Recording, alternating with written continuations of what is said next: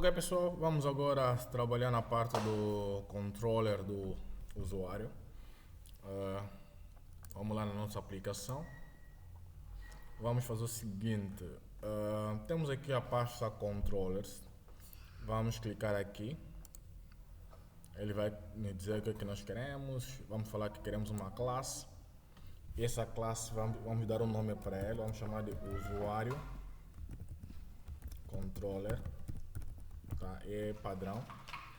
Colocar o nome, a palavra controller no final do nome da tua classe. Tá? Usuário controller e enter. Criou a nossa classe usuário controller. Tá? Está dentro dessa camada ou daquela pasta. O que vamos fazer? É apenas, por enquanto, ela é uma classe normal. Tá? Agora, como é que ela vai deixar de ser uma classe normal e passar a se comportar como um controlador? Vamos vir aqui e fazer uma herança. Vamos dizer que ela vai herdar de uma controller base. Tá? Vai herdar os comportamentos de uma classe chamada controller base. Então, logo aceitarmos isso, ele vai importar aqui. Se ele não importar, então escreva mesmo manualmente using microsoft.aspnet core.mvc e ponto e vírgula.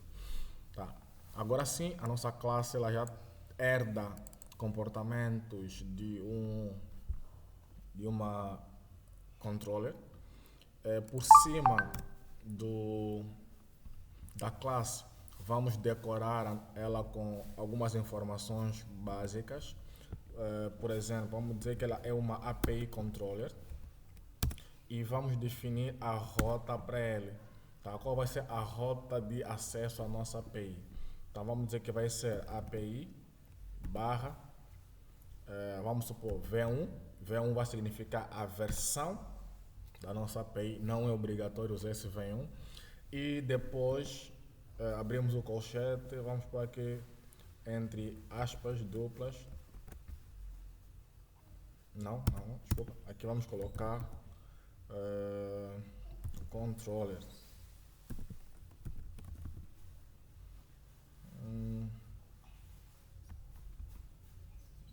Ok. Aqui vamos colocar controller. Tá.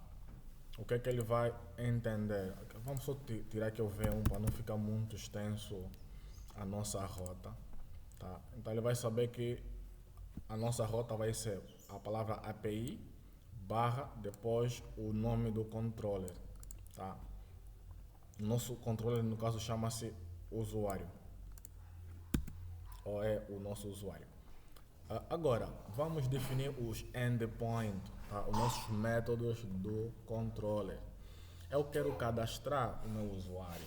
Então, nós vimos que existem alguns verbos, né?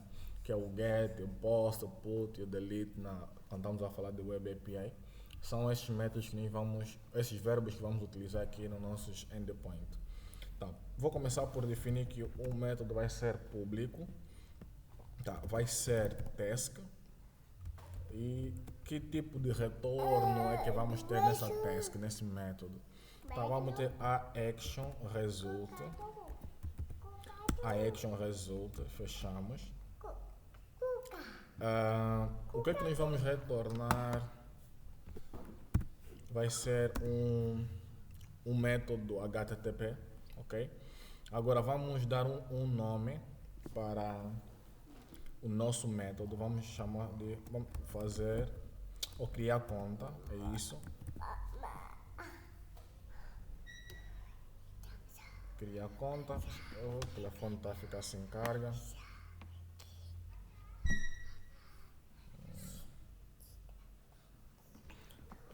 Criar conta vai ser o nome do método. Abrimos parênteses e o corpo com o par de chaves. Tá. Agora, esse nosso método criar conta, ele precisa ter o acompanhamento de um verbo para sabermos se vai ser post, se vai ser delete, se vai ser get. Então, criar conta É pegar uma informação do cliente e mandar para o servidor. Então, nesse processo de gravar alguma coisa no servidor, o método será sempre POST. Então, vamos abrir aqui o par de chaves, o colchete, e vamos colocar aqui o verbo HTTP POST. Tá? É a ação que nós vamos executar. Tá? Agora, vamos voltar na imagem. O meu controller, para acessar a minha interface, tá? E para depois a interface lhe dar acesso ao serviço, nós temos que fazer também mais uma configuração, ok? Como é que é feita a configuração? É só descer até aqui na classe Program, vamos aqui, Builder, .service, .add, transient. Existem outros ciclos de vida, tá? Ponto e vírgula. Agora, aqui dentro eu quero configurar o quê? Quero configurar a minha interface, tá? De modo com que haja uma... como é que eu posso dizer isso? De modo a permitir que o meu controller tenha acesso a ela.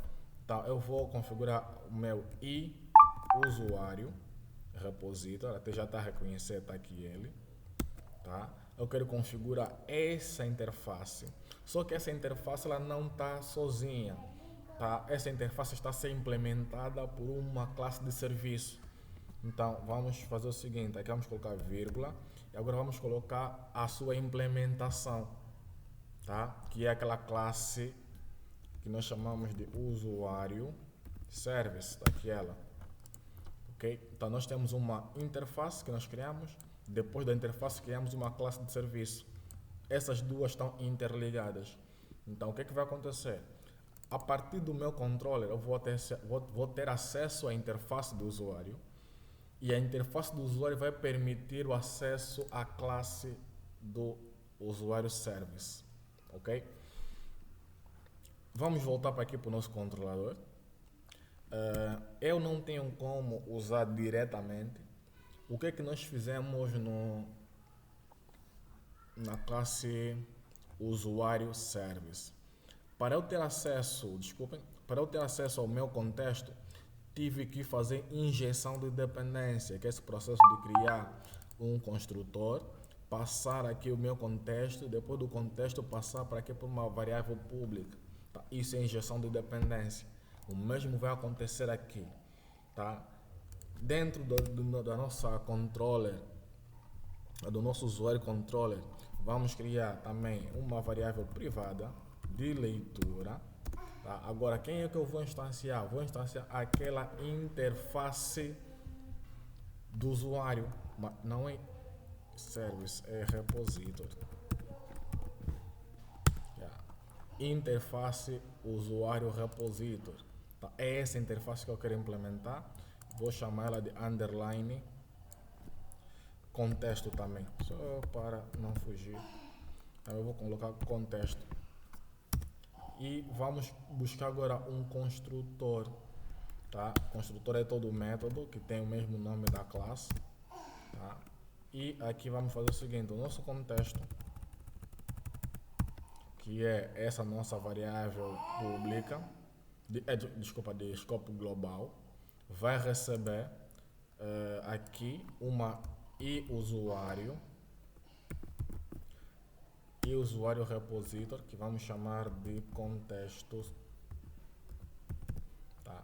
Então, ela passa para aqui, depois daqui entregamos na nossa variável de escopo global.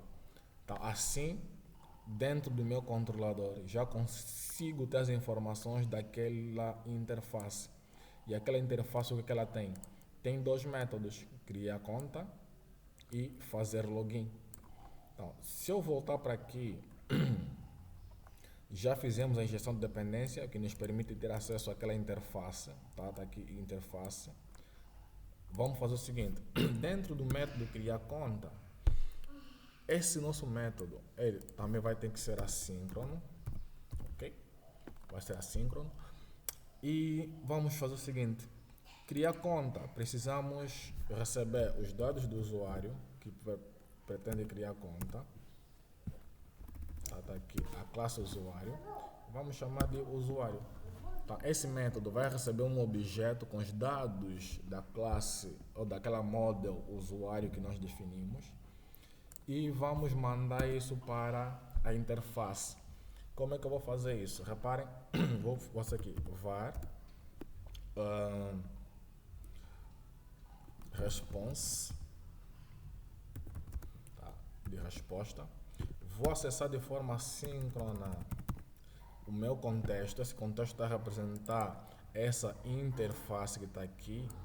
E se eu coloco, por exemplo, ponto, ele vai me mostrar criar conta e fazer login. São os dois métodos que nós criamos lá. Eu quero o método criar conta. E esse método criar conta, quando eu tiver a chamar ele lá na interface, ele vai me dizer lá, tens que dar um valor aqui por parâmetro. Tá? Passa um objeto do tipo usuário por parâmetro. É isso que vamos fazer. Então, significa que vamos abrir parênteses, no final ponto e vírgula, e vamos pegar esse objeto que está aqui, usuário, que também é do tipo usuário, da classe usuário, vamos passar aqui dentro. E assim temos o problema resolvido. Tá? Ele vai chamar aquele método criar conta, vai lhe dar os dados, toma, ele vai gravar. Quando terminar, vai devolver uma resposta, vai colocar aqui.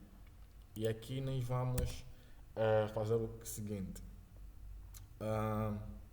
Se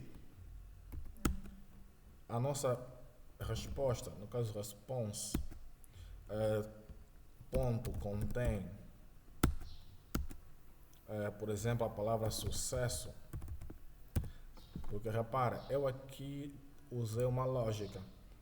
Se ele conseguir cadastrar o usuário, devolva o texto usuário cadastrado com sucesso. Contém a palavra sucesso. Tá? O outro contém a palavra erro. Então vamos lá. Então, se a resposta que eu obtiver conter a palavra sucesso, quer dizer que ele conseguiu gravar. Então vou fazer aqui um retorno para o meu usuário, ok? De OK, que é um código de estado. Tá? E dentro passo a variável response, que está trazer a resposta do nosso usuário. Agora, caso contrário, devolvo um bad request. Tá? Se não conseguir, se não contém sucesso, quer dizer que houve uma falha. Então, bad request e vai voltar com um erro com um código de erro HTTP e contexto do erro, tá? Porque na verdade vai ser onde é que está? Vai ser esse texto aqui, erro no cadastro do usuário, caso falhar, okay? Caso falhar. Então, como podem ver bem, o nosso sistema já nos permite fazer aqui um teste. Estamos em 13 minutos, vamos parar por aqui, vamos continuar na próxima aula porque está a ficar já grande, senão não vamos conseguir passar ele.